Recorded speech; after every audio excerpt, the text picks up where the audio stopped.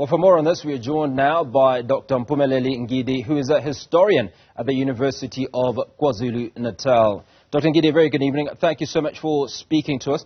Just want to pick up an excerpt from something that King Misuzulu said. He says, "Today the Zulu nation starts a new chapter. I promise I will work to unite the Zulu nation." Now, what has led to a disunited Zulu kingdom, if you will? Good evening to you, there in the studio. Thank you very much, and also to the listeners at home. The king has a duty which is not similar to others.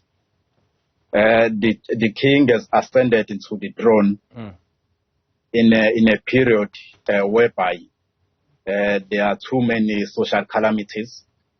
There's a lot that is happening, and also what is more important is that the king ascended into the throne when the country is in a constitutional democracy.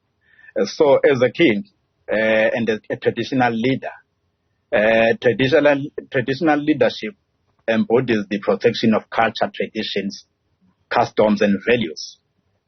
Although in a constitutional democracy, the institution of traditional leadership, such as the Zulu Empire, does not serve as a political or administrative wing of governing.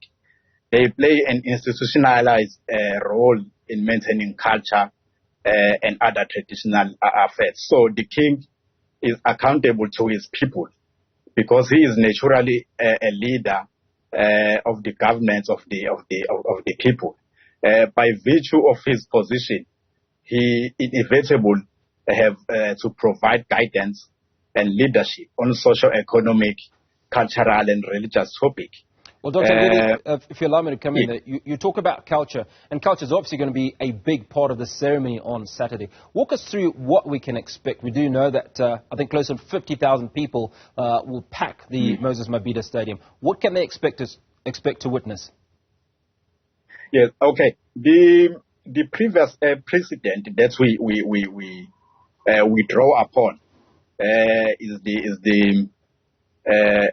the coronation of the late King Misuzulu, which was held in 1971. So that was during the reign of the apartheid government. So if we compare the two, in that event in 1971, the president was not there. Foster was not there, but he only sent his representative, which was MC Porter. In this juncture here on Saturday, President Ramaphosa will be there to hand over the certificate, and also, whilst the certificate is the principal part of the event, there are other like what you'll call proceedings that will going to happen, such as I'm not sure whether the king will be wearing the traditional attire or wearing like wearing the attires of modernity.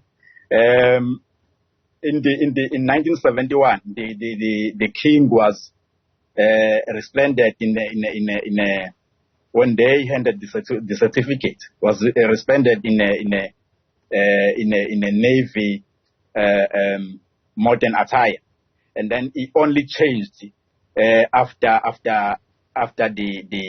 when he joined Amabutho, after the handling of the ceremony. Well, Dr. Ngidi, allow me to ask you one more question. We unfortunately are running short of time. Which other monarchs can we expect to attend the ceremony at the weekend? The monarchs across the African continent. They will probably be there. Obviously, the Eswatini monarchy will be there. And as we saw on the during the coronation, on the traditional coronation on August, there were other from central monarchies from Central Africa. So we should expect a myriad of representatives from different monarchies, not only continentally but across the continent. Dr. Ngidi, appreciate your time this evening, and he's a historian from UKZN, walking us through what we can expect this weekend at the King's coronation.